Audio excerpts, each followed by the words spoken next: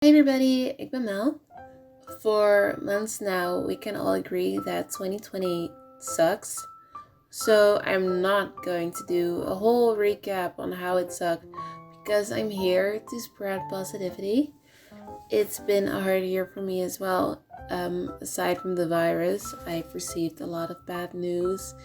I've lost more friends than I've gained. But I'm trying to tell myself that there's no greater freedom than solitude. Um, I am waiting for the new year with my head held high. Throughout this year's struggles, I've grown and learned so much, and I'd like to share my lessons with you so that all of you can start the new year with a little extra wisdom. There's a fat chance that these 20 lessons don't apply to everyone, and that's okay, we're all different. I just hope that I can inspire at least some people so that we can start the new year with fresh hopes and good spirits. 20 things I learned in 2020. Life lessons from a young person to other young people. Saying doesn't equal doing. I used to lie to myself because I told other people I was being productive. I genuinely believed that I was studying hard and working out. Be honest with yourself. You can learn almost everything. I tell my friends and classmates that everything is a skill. School is a skill, having tough conversations is a skill, facing your fears is a skill. And this is a good thing because skills can be learned and you can improve. Just because something is hard doesn't mean that it's impossible.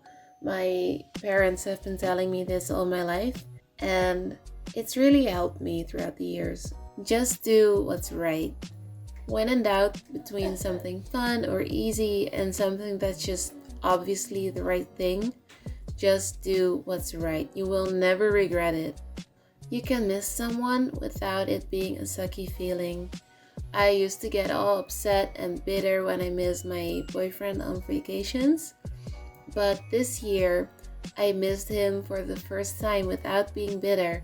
Missing him was a reminder for me that I love him and that I can still feel our bond when we're thousands of kilometers apart. Asking for help does not mean you're weak. It took me many years and many conversations with my parents to truly understand this. Don't compare. When you compare yourself with someone who's doing better than you, you're setting yourself up for insecurities. When you compare yourself with someone who's doing worse than you become dependent on those things and people to appreciate what you already do have. Beauty really is in the eye of the beholder. It's still a tough thing for me to fully grasp, but we're all learning. Life standards differ. By standards, I mainly mean opinions and values. We cannot expect the entire world to like and dislike the same things as we do. This even goes for very hurtful things like racism and homophobia. I might get dragged for this, but this way of thinking has really helped me be less hurt by mean people, and it's helped me to get more peace of mind. I am a bisexual, biracial girl. I'm a big fat minority. I haven't experienced much racism in real life, which I'm very grateful for. But I do read people's hurtful opinions on the internet. I cannot expect everyone to like black people or white people, and there's nothing I can do about it. It's just an opinion, and opinions are thoughts, and thoughts are worthless. Someone's opinion will not make me richer or poorer, sick or healthy. It won't affect my creativity. We are all different, and even though it's not always fun, it is okay. I would like to add though that I do not condone hate speech and abuse, whether it's verbal or physical. When I say that it's okay that we all have different opinions, I don't mean that we should go around saying hurtful things to each other, just to be clear. 'Cause from that rubble, one remains, can only be one what's true. I've lost a few things and people this year, but I've come to realize that everyone who did stay by my side during complicated times are the real ones. Now I know who I can truly rely on. Your body is only a vessel. It's your home, and you should decorate it accordingly. I believe we have three homes: our mind, our body, and our actual house home. Even though it's not realistic to say, I feel like this is the perfect excuse to alter your appearance to your personality. This also goes for the mind, it's your home. Not everyone has mental health problems, thank God, but to those who do, it's important for you to get your issues fixed if you have the opportunity. Your mind is your home, and I know what it's like to feel uncomfortable and unsafe in that space. But when I was in Berlin last summer, it felt like my home was filled with cockroaches.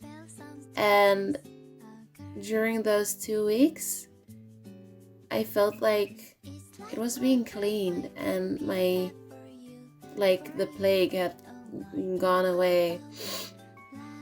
I'm still struggling, but I know for a fact that there's a metaphorical pest control coming in 2021.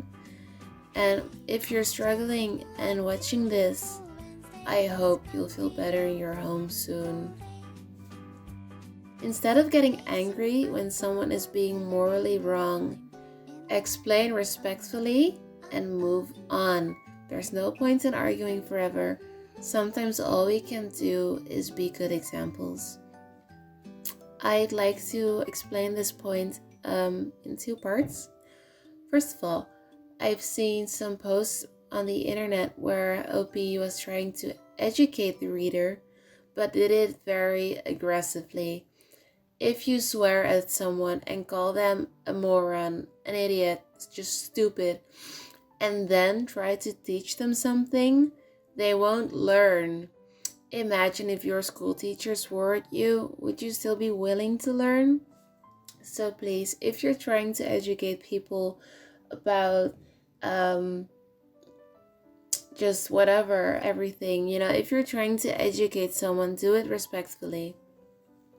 And secondly, I tend to get in a lot of fights in comment sections, and I'm trying to break the bad habit. So this is my lesson for myself. There's no point in arguing forever. Sometimes all we can do is just be a good example. Being yourself has boundaries. With all the awareness for toxicity these days, we need to keep in mind that not everyone should be their ultimate self. If you're a mean person, please change that. Seek opportunities. This is a coping mechanism I've developed a few weeks ago. And I guess it's my own take on where a door closes, another one opens. Whenever I'm let down with something, I try and look for what I can do to make the best of it. For example, if a hangout gets cancelled, that sucks. But what can I do with this new spare time? Maybe I can read a book, or I can work out again, or maybe I can go to bed early and feel good tomorrow. If you look hard enough, there's always something to appreciate. This is something a guided meditation taught me, and it inspired me to think of my last point. Basically, they said that no matter the pain you're going through, no matter how bad your day is, if you look really, really hard, there's always something to appreciate or be grateful for. Don't be afraid to reach if you need to. Far-fetched blessings are still blessings, I guess. Sometimes you are the problem. Don't be afraid to face that and work on it. I am so glad I realized this a while ago.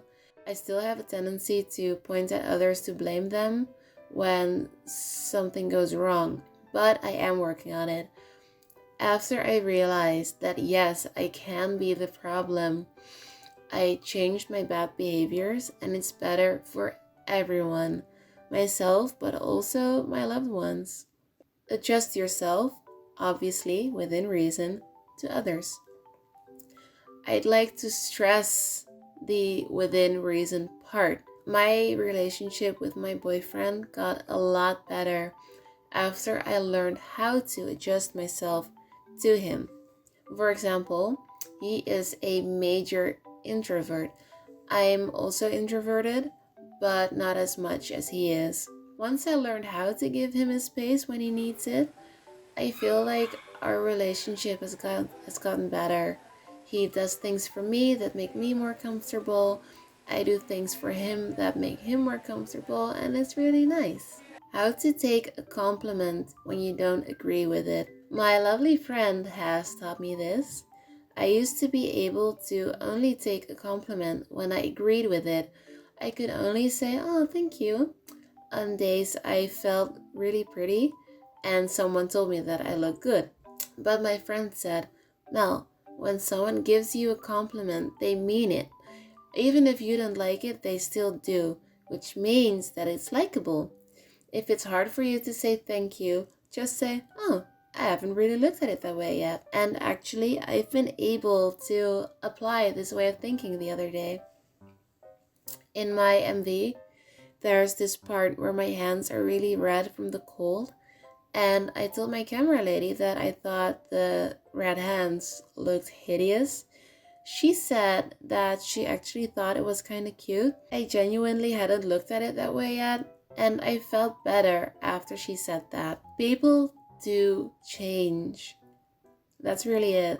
I just noticed that some people who I've known to be mean have been really nice lately, so I guess that people do change. I hope this helped at least a little bit.